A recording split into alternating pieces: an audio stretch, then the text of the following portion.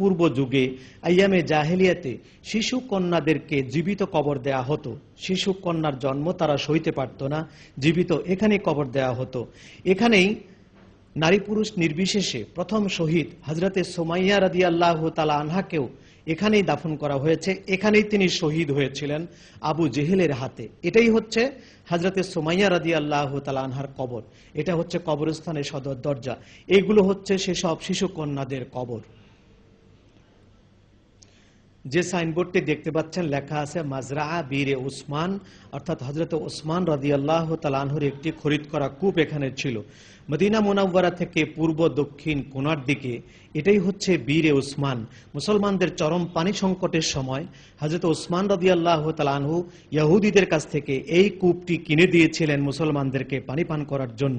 এখন অবশ্য ভেতরে যেতে দেওয়া হয় না, নেট দেয়া হয়েছে চতুর্পাশে, এর ভেতরে খামার করা হয়েছে, বিভিন্ন আবাদ করা হয়। এটা পেছনের দিক, আর যেখানে সাইনবোর্ড দেখেছেন সেটা ছিল সামনের দিক। বীরে ওসমান পরিচিত একটি কুয়া। হুজুর সাল্লাল্লাহু আলাইহি ওয়াসাল্লাম হযরতে ওসমানের মাধ্যমে এই কুয়াটি খরিদ করেছিলেন মুসলমানদের পানির জন্য। মদিনাতুত তৈয়বায় মসজিদে নববী থেকে উত্তর পূর্ব কোণে প্রায় 200 গজ দূরে এই মসজিদটি। এই মসজিদটির নাম হচ্ছে মসজিদে ইমাম আল বুখারী। ইমাম বুখারী রাহমাতুল্লাহ আলাইহি হুজুর সাল্লাল্লাহু আলাইহি সাল্লামের কাছে অনুমতি নিয়ে এখানে বসে বসেই বুখারী শরীফ লিখেছেন। সিয়াসিত্তার 6টি বিশুদ্ধ বিশ্ববিখ্যাত হাদিসের কিতাবের প্রথমটি হচ্ছে বুখারী শরীফ। কোরআন শরীফের পরেই যে কিতাবটির স্থান সেটি হচ্ছে বুখারী শরীফ। সেটা এই মসজিদে বসেই লেখা হয়েছিল। এখনো যদি কেউ বুখারীর কোনো হাদিস না বোঝে তাহলে এখানে বসে একটু পড়লেই আল্লাহর নবীর বরকতে তার বুঝে এসে যায়। সেটা হচ্ছে সেখানে সৌদি হুকুমতের সময় এই মসজিদটি তৈরি করা হয়। মসজিদে ইমাম বুখারী 1377 হিজরিতে পুনর্নির্মাণ করা হয় এই মসজিদটিকে। সমগ্র বিশ্ব থেকে হাজী সাহেবরা মদিনায় জিয়ারতে এলে অন্তত এখানে এসে 2 রাকাত নামাজ পড়েন এবং বুখারী শরীফ পড়াশোনা করেন।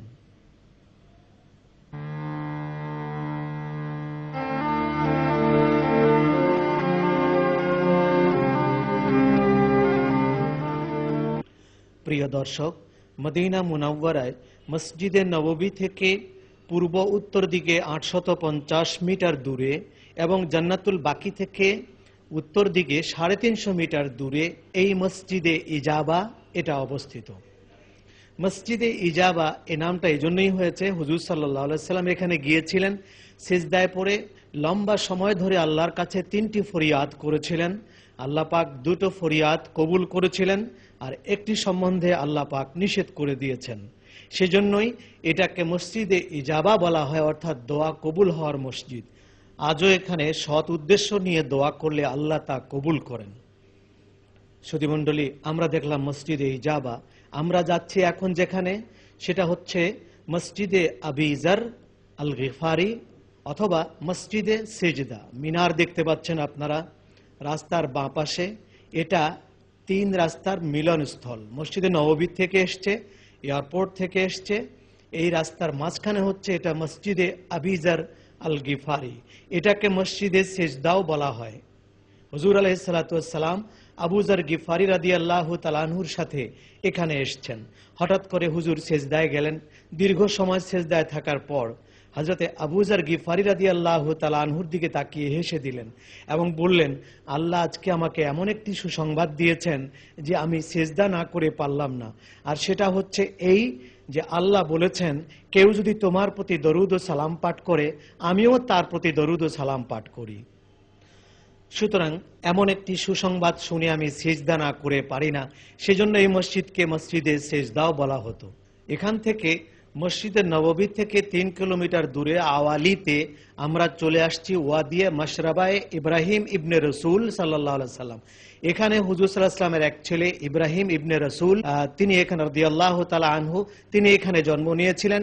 মারিয়া কিপ্তিয়া নামে হুজুর সাল্লাল্লাহু আলাইহি সাল্লামের একজন সহধর্মিণী এখানেই থাকতেন। এই দরওয়াজাটি এখন পুরোটা দেয়াল দিয়ে ঘিরে রাখা হয়েছে, চতুর্পাশেই দেয়াল দেয়া হয়েছে, ভেতরে যাওয়া যদিও সম্ভব নয়। এটাই হচ্ছে মারিয়া কিপ্তিয়া রাদিয়াল্লাহু তাআলা আনহার বাড়ি। এখানেই হযরতে ইব্রাহিম ইবনে রসুল জন্ম নিয়েছিলেন এবং তিনি এখানেই হুজুর সাল্লাল্লাহু আলাইহি ওয়াসাল্লামের হাতেই আবার ওফাত প্রাপ্ত হন 5 বছর বয়সে। এখন যেটা দেখতে পাচ্ছেন এটাই হচ্ছে মসজিদে ফদিখ, অর্থাৎ ফজিখ মাদকদ্রব্যকে বলে। এখানেই মাদকদ্রব্য নিষেধাজ্ঞা জারি হয়েছিল হুজুর সাল্লাল্লাহু আলাইহি ওয়াসাল্লামের প্রতি, সেই জন্য এই মসজিদকে মসজিদে ফজিখ বলে। সেখান থেকে আমরা রাস্তা ধরে চলে যাচ্ছি মসজিদে নববী থেকে 5 কিলোমিটার পূর্ব দিকে আওয়ালিতে শারে মালিক মুহসেনীতে আমরা যাচ্ছি। তার পাশেই রয়েছে জবলে নার বা জবলে আয়ের। এই রাস্তা দিয়ে এয়ারপোর্ট যাওয়া যায়, এই রাস্তা দিয়েই জিদ্দা যাওয়া যায়। এই বিশাল রাজপথের পাশেই আপনারা দেখতে পাচ্ছেন কালো রঙের একটি পাহাড়। মদিনার সমস্ত পাহাড়ের পাথরগুলো বোঝা যায় কোনোটি ছোট কোনোটি বড়, কিন্তু এই পাহাড়ে কোনো পাথর বোঝা যাচ্ছে না, শুধুই কালো দেখা যাচ্ছে। এর কারণ হুজুর আলাইহিস সালাম পাহাড় সম্বন্ধে ভবিষ্যৎবাণী করেছিলেন, এতে আগুন ধরে যাবে। আর এখানে বসে ইহুদিরা হুজুর সাল্লাল্লাহু আলাইহি সাল্লামকে শেষ করার ষড়যন্ত্র করত। এই সেই জবলে নার বা জবলে আয়ের।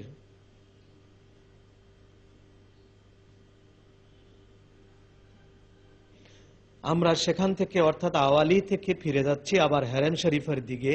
মসজিদে নববীর পশ্চিম দিকে প্রায় 300 মিটার দূরে এই মসজিদটি অবস্থিত। এটাকে মসজিদে আলী বলে। হযরত আলীউল মুরতাদা রাদিয়াল্লাহু তাআলা আনহু অবস্থান করতেন বলেই আজ সেখানে একটি মসজিদ হয়েছে, সেটাকে মসজিদে আলী বলে। বর্তমান যে রূপটি দেখতে পাচ্ছেন এটা মালিক ফাহাদ বিন আব্দুল আজিজের সময় করা হয়েছে। এখন যে মসজিদটি দেখতে পাচ্ছেন এটাকে মসজিদে গামামা বলে। হুজুর আলাইহিস সালাম এখানে বিচার কার্য পরিচালনা করতেন। পরবর্তীতে এখানে ঈদের নামাজ পড়েছেন। এখানে বসে দোয়া করার কারণেই, অনাবৃষ্টির কারণে হুজুর সাল্লাল্লাহু আলাইহি ওয়াসাল্লাম দোয়া করেছিলেন, আর দোয়া শেষ হতে না হতেই বৃষ্টি শুরু হয়েছিল। সেই জন্য এটাকে মসজিদে গামামা বলে, নেম প্লেটে আপনারা দেখতে পাচ্ছেন। এখানেই হুজুর সাল্লাল্লাহু আলাইহি ওয়াসাল্লাম প্রতি বৎসর ঈদের নামাজ পড়তেন। তাই তো ঈদের নামাজ বিনা কারণে বিনা ওজরে মসজিদে পড়া ঠিক নয়, ময়দানে পড়তে হয়।